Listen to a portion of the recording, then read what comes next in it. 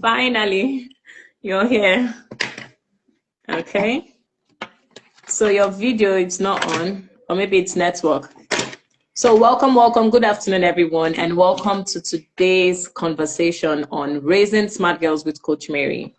Welcome once again. So last week we had a conversation on who your teen girl is, what she's experiencing, her challenges, and what she's going through. Thank you for joining us, Style by More. Thank you for joining us. You're welcome to today's episode on Conversations with Coach Mary. Welcome. Thank you for joining. So if you're joining us, please just let us know where you're joining in from, right? If you're in Abuja, if you're in Lagos, if you're in Nigeria, Canada, anywhere in the world, wherever you're joining us from, please do let us know where you are joining in from. And so last week, like I was saying, last week we had a conversation trying to understand who this young girl, who this girl is. Your not so little princess, it's now a teenager. And so what is going on with her? What is happening with her?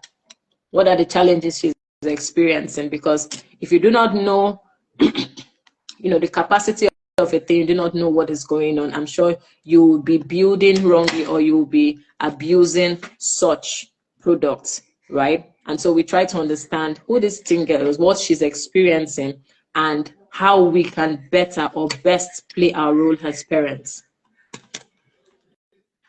How we can best play our role as parents. And so this week we're going to be continuing with that conversation.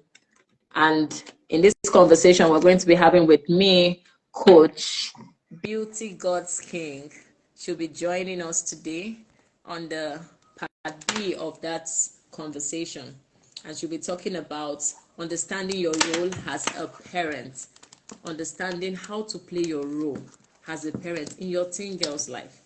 Many a times we just feel like we talked about last week, as maybe because you become a parent, we automatically feel, yes, we have the skill, we have what it takes to become a parent or to even parent someone, right?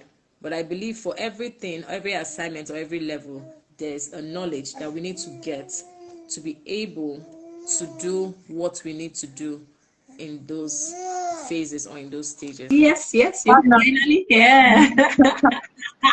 Wow. We beat this network. What is it? Actually, Thank you so good much. afternoon, everybody, and happy to be here.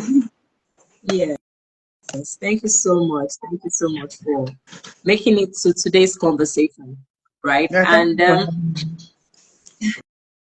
all right, so Coach Beauty is an amazing life coach and parenting coach, right? And a goal success coach.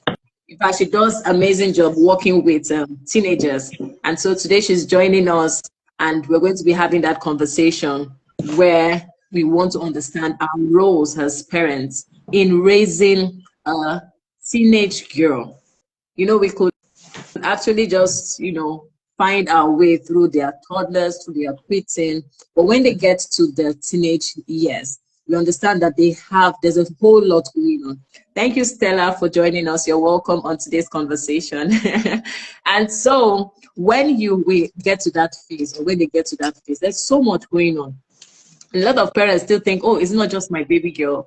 I know when we grew up, there are times that our parents don't even, they're still trying to believe that this girl is no longer a girl or not even a baby. They say, it's not this person that I just raised just the other day, I toddler, and now this is you, right? So Yeah. they are finding it difficult to still embrace that reality. And then you find that you are having a teenager, someone that was a baby, next thing she's a teenager, and she's giving you some attitude, some vibes like, I'm an adult. Whereas we know that they're not adults. In fact, there are times when they say that I'm not an adult, I'm not a toddler, or not a child. So who am I? So who am I, right? And so that's why we initiated this conversation, so that as parents, we are not building wrongly, right? We're not building on ignorance, believing that we know. Thank you so much, Stella. Believing that we know what we are doing, right? And so, without any waste of our time, I'm going to be giving the floor over to Beauty. Beauty, thank you so much for joining, and then have the floor. Just tell us, we want to know what our roles and how we can actually play our roles as parents. Okay, So, thank you so enjoy much. the conversation. Thank you so much. Well, I would not be having a conversation alone. I would also have you with it. Then I think this is a follow-up. I did not listen to the other speaker that was supposed to be together last week, but we couldn't for. Yeah. So I don't know what the other speaker spoke. I hope I wouldn't repeat what was said, but even if I do, I'm sure we would learn from it and maybe it will. Okay, so there was no other speaker. I was the one that had the conversation, right? Okay. And in that conversation, I just introduced, because I knew you were unavoidably absent. So I just introduced what or who we are dealing with, or the people we are talking about. Okay. Which is the teenage girls. Okay. Right? So I try to introduce what the challenges that they are going through, and then how to better understand them. Because if we understand the young girls that we are dealing with, or the people we are dealing with, I think we'll better function appropriately, and then we'll play our roles well. Right? And so that was where I came up from. And so the floor is yours. Let us know. All right, thank you so much. And the conversation today is on how to understand our roles as parents in the lives of our teenage daughters.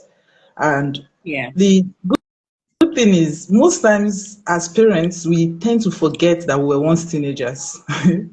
And those things that struggle with our parents, we find out that we struggle with our own children on some kind of things.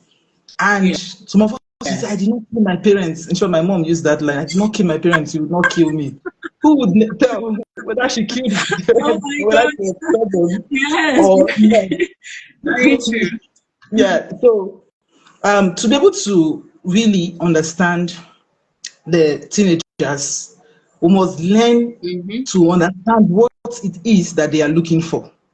Now, at the age of 13 to 19 or thereabouts, we know that science said is the age of adolescence. And the first thing or the core thing that a teenager is craving or looking for is independence. Now it is normal. Now, in the mind of the teenager, he or she wants, okay, we're talking about the girl child, she wants independence. She wants to be able to discover her own self, to be able to find her own preferences, her own values, her own identity outside the identity of the parents or the family. So she wants to be able to find that. But in the mind of the parent, this person is still my child. This person is still my baby. Yes. That is why we have a lot of friction. Yeah. That's why we'll start looking at them like, is this not the same child I had that I could tell her do this and she'll quietly do it? Meanwhile, in the girl's mind, she's like, why can't mommy let me be? Must I be her puppet or her baby? So we get to see a lot of friction among the mom and the child. And that is why most times parents see the teenage as the most difficult age in the lives of the child because of misunderstanding of the roles. Now, when your child was from 0 to 12, you were her.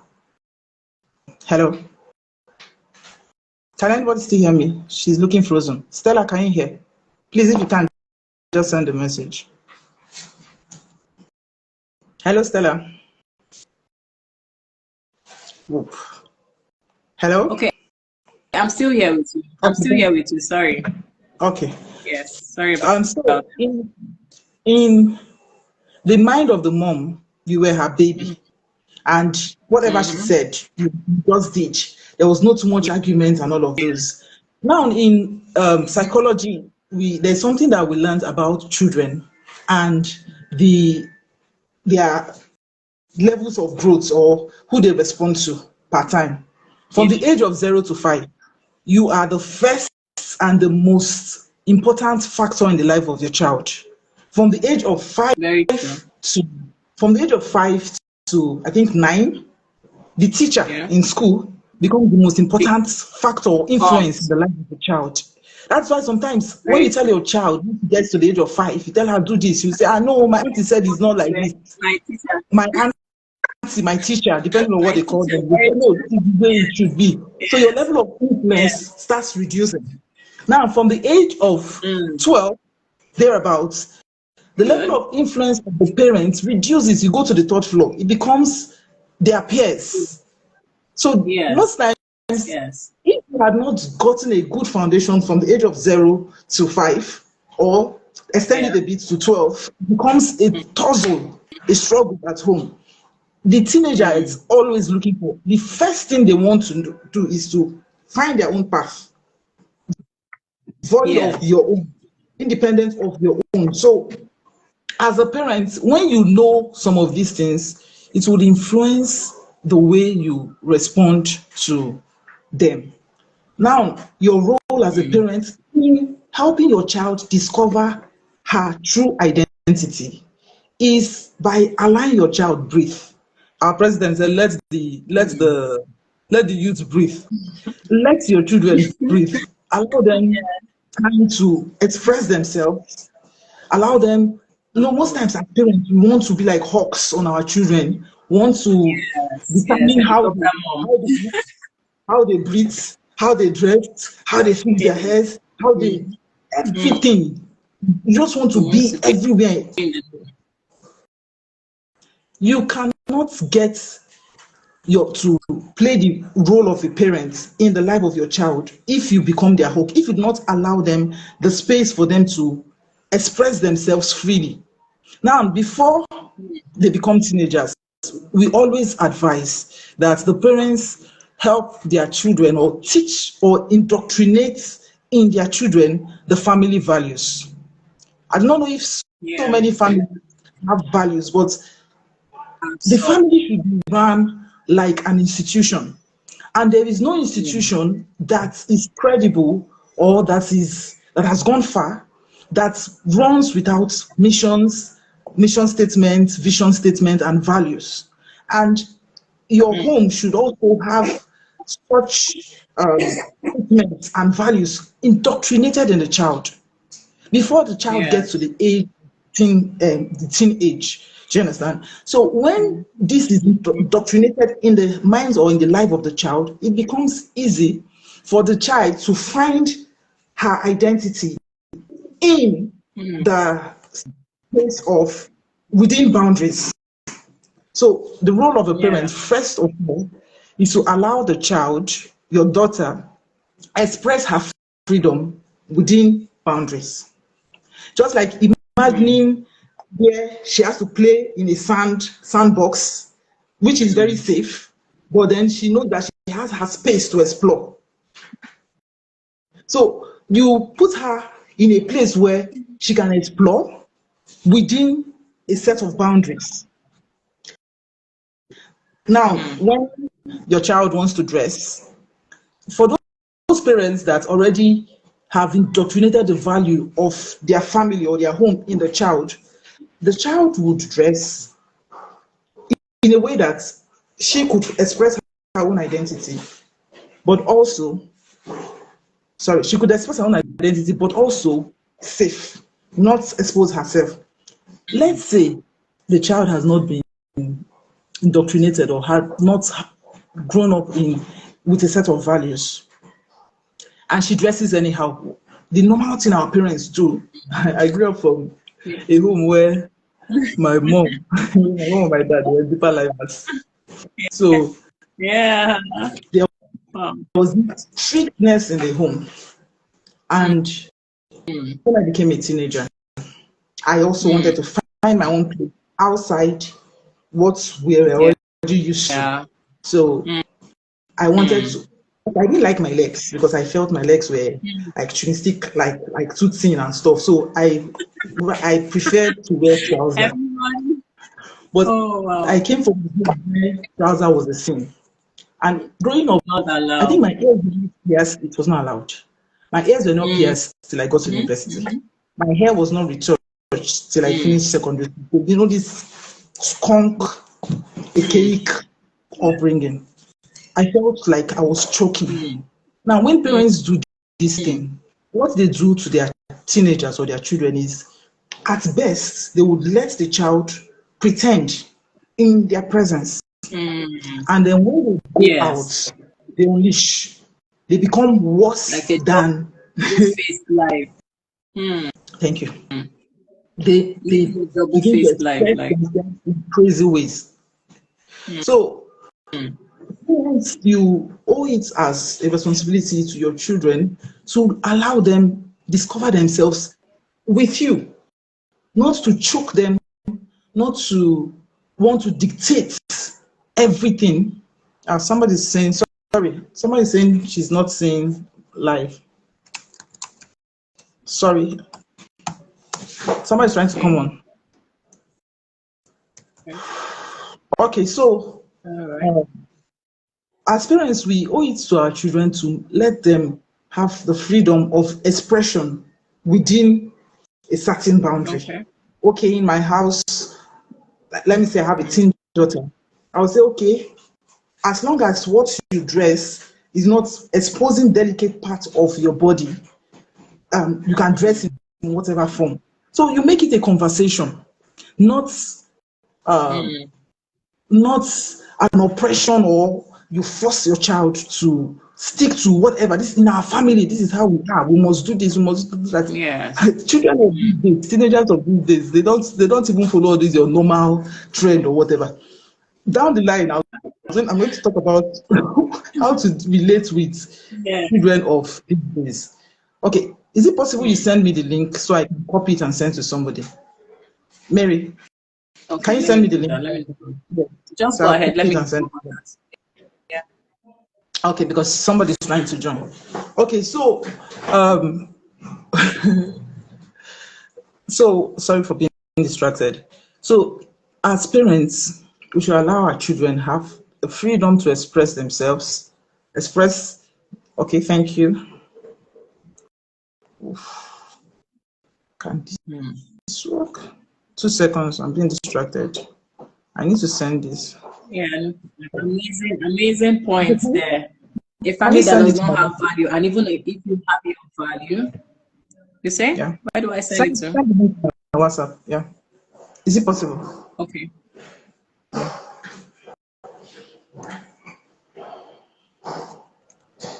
I'm so sorry, everybody. We'll be back shortly. Let me just sort this out. No problem. Okay. So amazing points you've dropped already. Having family values is very key, right? If you don't have a value, as in she would not be able to know, because values are what guides our decisions and our choices. And so those values, as she comes of age, she's able to play around those boundaries. Those values become boundaries where she's able to explore and find her own self. And it's so true, really. They always want to, in fact, we want to be independent of our parents, everything our parents have taught us, right? It just seems like if they keep imposing that thing on us, like they want to choke us with what they think is ideal. But yet, in fact, this generation said is worse because they are exposed to a lot more information than we had back then. So go ahead. I don't know if you're ready. Yes, I am. But I've not gotten the message on WhatsApp. Have you sent the link on WhatsApp? Yes. It has not come. Okay, so as I was saying, and that's why we tend to have a lot of, okay, I've seen it. That's why we tend to have a lot of friction in, can you hear me? Of course I can. Of course I can. Okay. So that's why we tend to have a lot of friction in the home, because at that age, they begin to question some things because they are trying to find their identity. They begin to question, why shouldn't I wear this? Why shouldn't I do this? I remember growing up, my parents, normally, I don't like fixing, maybe painting my nails and all of this. But because I came out from the kind of home I came out from, that were very strict, I remember I'll buy trousers, I'll wear trousers, my mom would tear the trousers, I'll say, okay, no problem. I'll go buy cutters. I'll paint the cutters not because I wanted to paint, but because it was cheaper than trouser. So I wanted to get back at her. So she'll collect the cutters, break it, and say, forget it's cheap. I'll buy another one. Paint, not because I loved to paint, but because she was just all over the place. So your role as a parent is not to force your own way. Please help me close the door. You want to come here? Okay. So your role as a parent is not to force your own way on your child. Allow them have their own will. Allow them find their own expression. Allow them become themselves within a set boundary. So you must make sure that she has said that, I've said that you have family values so that when they need to play around discovering themselves, it is within the set boundaries. Also, there is a need for privacy at the time they begin to grow. Your baby that you could just bump into her room at any time, you don't want that kind of bumping. She wants her space. So as a parent, you need to also show them that you respect their privacy. First of all, as parents, we are models to our children. What you do not expect from your child, you do not give or do to your child. You as a parent, most times, when we're in our rooms, we do not expect or will not be happy if our children just bump into the room without knocking first, without taking permission, or we will not be happy if when we have our children just come and invade our privacies, check our phones, or do anything like that. We do not want it. So we are, first of all, role models to our children. We make sure that we model privacy to them. We don't just bump into their room. Before we enter the room, we knock and we wait for coming. The first thing that would help you is changing your mindset. Your girl is no more a baby.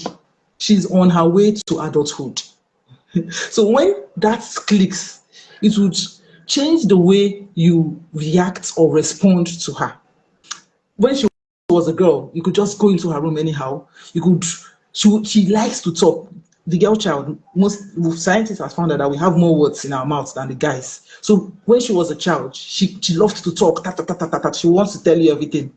But at the time she's switching to the next level, where the level of influence is,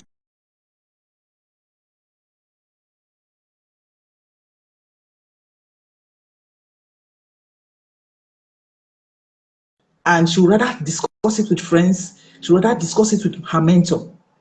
And that's why at this point, I would like to state that it is very, very important that you have your child, mostly your girl child, has a mentor, someone she speaks to, someone she talks to, because whether you like it or not, no matter how close you are with your child, your girl child, she wouldn't tell you everything. So you can control her environment by controlling the people she could talk to. One of my mentees, a girl that I mentor, recently she just said, opening up to me on so many kind of things that her mom, I can tell you that if her mom ever finds out or knows that she does this kind of thing, the mother will faint and wake up 10 times. Do you understand? She drinks. How do you get the alcohol? How do you get the alcohol? When parents can't handle that their child is doing such a thing. In fact, they will say, God forbid. It's not my child. It can never be my child. They're not even aware. Reality. That's the reality. True. So whose child is doing all of this thing? So this particular mentee of mine, she's from a very strong Catholic home. So her mom believes she's a very good girl. But she don't know that she drinks. Now, how do you even get the drink? She doesn't even drink cheap drinks. How does she get the drinks?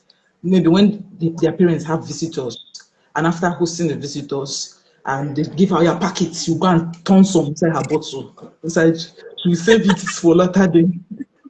So now she can express this with me as her mentor, and then I now guide her with the effects of taking those kind of drinks. When your brain is not fully developed or formed, it could alter the formation of your brain. I guide her. Do you understand? But you would never say this to parents. So one of the roles of every mother listening to me is to help your child have good and godly mentors that they could talk to and express themselves with.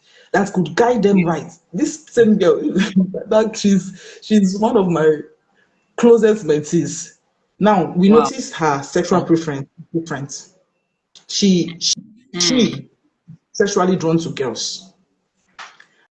Wow. Now, if her mom does something like this, mom will just die, or she'll tell me, "Ma, I'm under temptation. There's this girl I like. Okay, calm down, relax. We need to start praying for you. This kind of thing is not normal." Do you understand? Now, imagine if she doesn't have somebody to talk to express herself. At the point before I became her mentor, she said she had considered committing suicide because nobody can understand her. So I want you to know that your role as a parent is also creating an environment for your child to be able to express herself without judgment. She might not, or she most likely would not express everything with you or to you. So that is why it's good to put her in the hands of trusted mentees. Like I'm sure Mary is also a teen mentor. She has an academy for girls. She has ways that she could help these young girls get. Wow. Okay, we had so many powerful points that were already dropped. In fact, hot points that were already dropping by Coach Beauty. Coach Beauty is yet to join us. I think we had a network glitch, but she's going to join us back. We can't wait to have you back. So much to learn. So, but I'm just going to go over, or for those that are still joining us or yet to join us. So I'd like to reiterate on what she said about your role or the level of influence you have on your teenage daughter on your daughter as she becomes a teen, right? As she becomes a teen, you are no longer the most influential person in her life. That means you can no longer be the only person that's really influenced her decisions. Okay.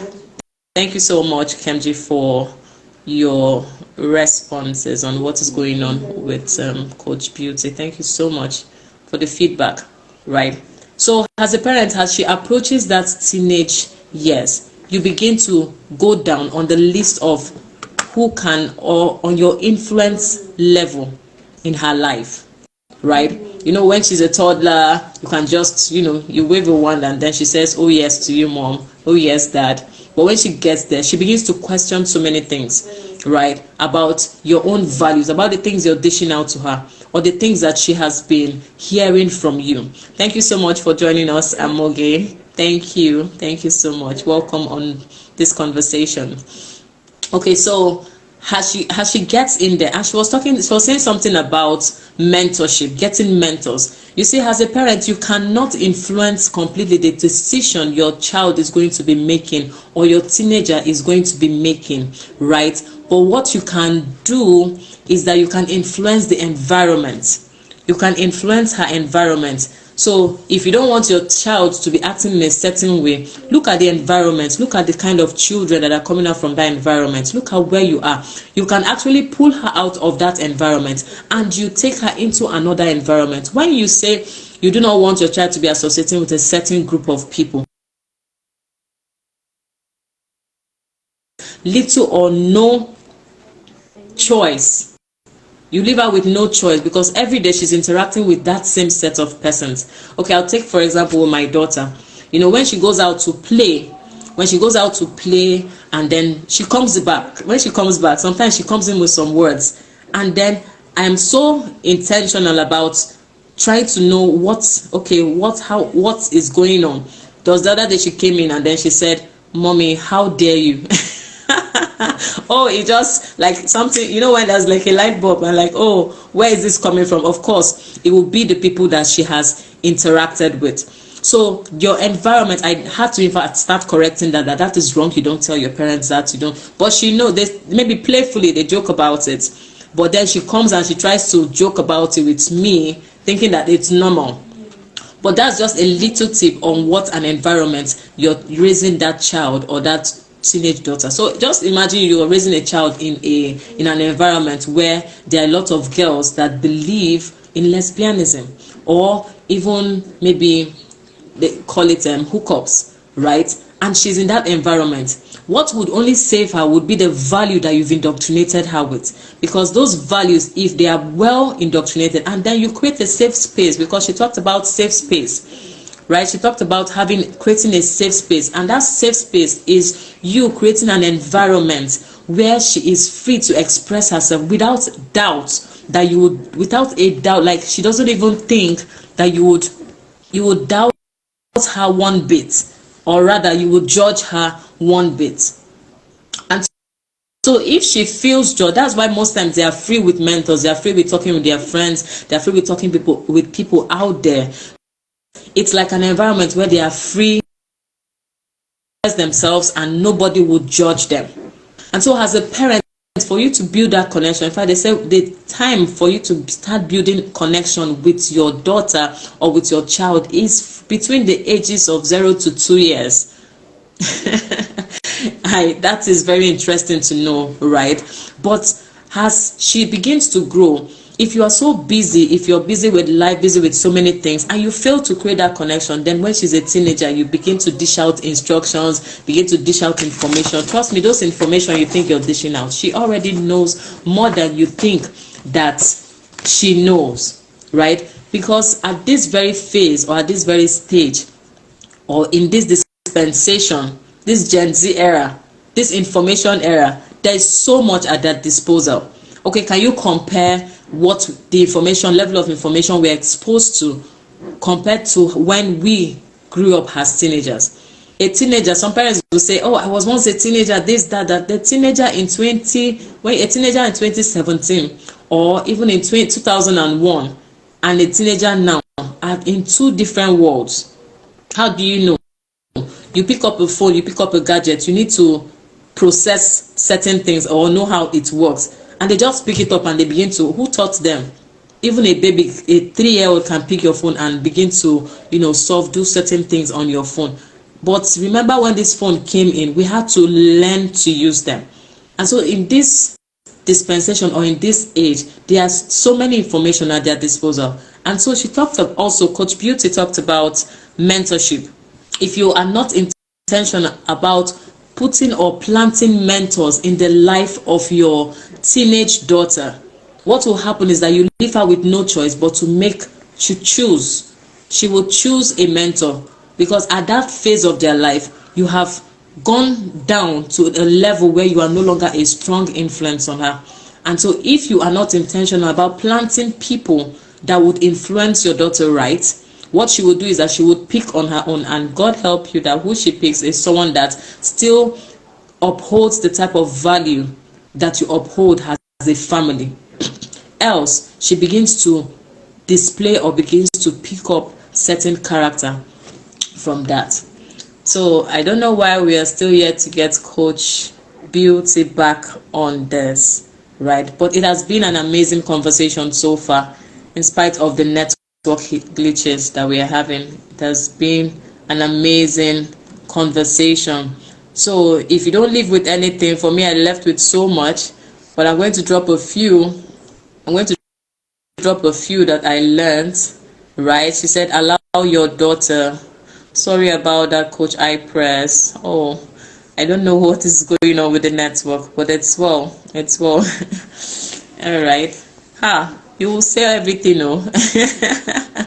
Hi, Coach. Coach Beauty really prepared for us.